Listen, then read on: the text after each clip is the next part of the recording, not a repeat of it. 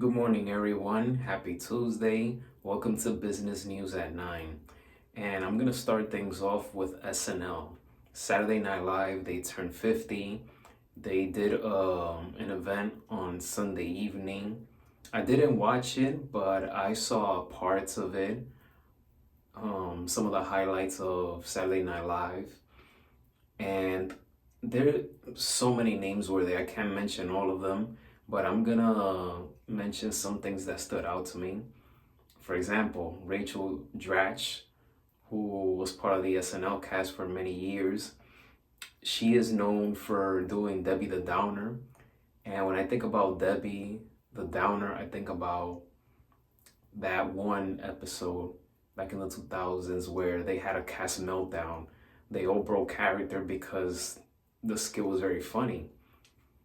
And to see her there was great. In this sketch, it was Rachel, Robert De Niro, Drew Barrymore. Drew Barrymore, by the way, she's the youngest to ever host Saturday Night Live. She was about 7 or 8. This was after she did E.T. So in the sketch, it was Robert De Niro, Rachel Dratch, Jimmy Fallon, Drew Barrymore, and I forgot the other person. But that was one. Another one, Black Jeopardy. I'm glad to see Eddie Murphy there. Eddie Murphy impersonating Tracy Morgan while Tracy Morgan was right there next to him was epic, and that was great writing by the Saturday Night Live team. Steve Martin gave a monologue. The most heartfelt part of SNL 50 was Adam Sandler. Him playing the guitar, him mentioning several names that have worked in Saturday Night Live. The part that gave you chills is when he mentioned Chris Farley. You could tell that he still misses his friend to this day. But yeah, that was, in my opinion, that was the most heartfelt part of the event. Saturday Night Live started in 1975, and Lorne Michaels, whether you like him or not, you have to respect everything that he has done. Lorne Michaels is one of those producers, creators that, or I should say individuals in general, that he likes to micromanage. He's the one that picks the final sketches that goes into the show. And sometimes, or I should say most of the time, on the same day, it could be 2 or 3 hours before they go live, they take out sketches and they write new ones.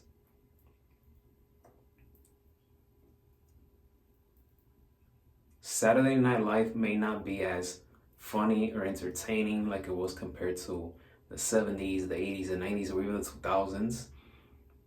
But the fact that they're still on the air is an accomplishment, is amazing.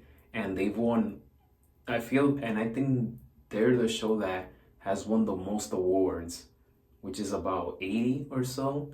And second to them is Game of Thrones, I believe. But Saturday Night Live to this day, they're still winning, they're still in the air.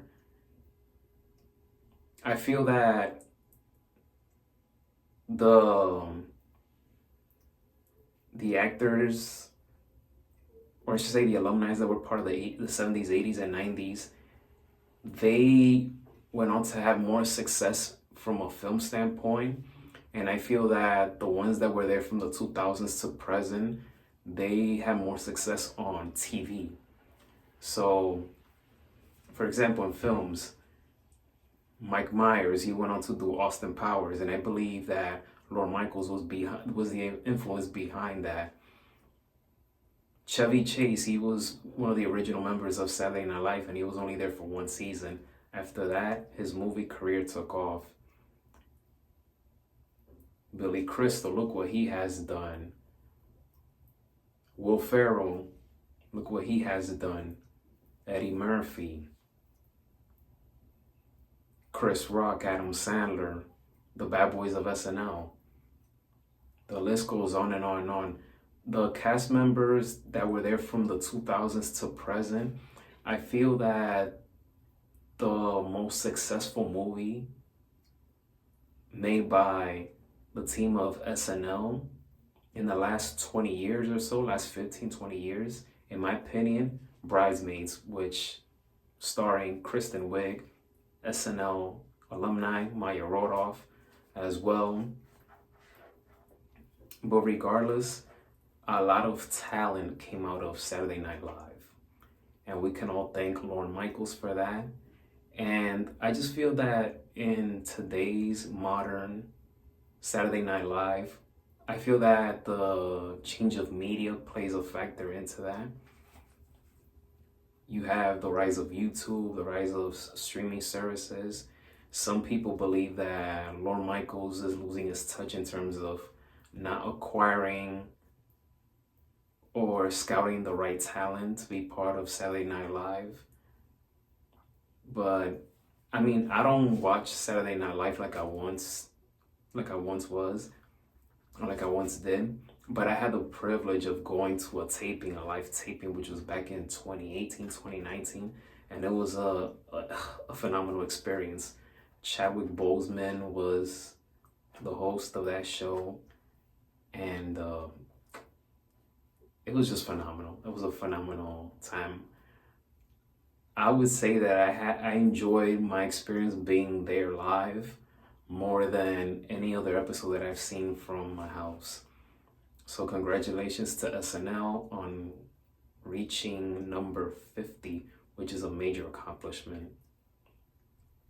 In other news, Kendrick Lamar, King Kendrick, he just continues to have success. He continues to just dominate.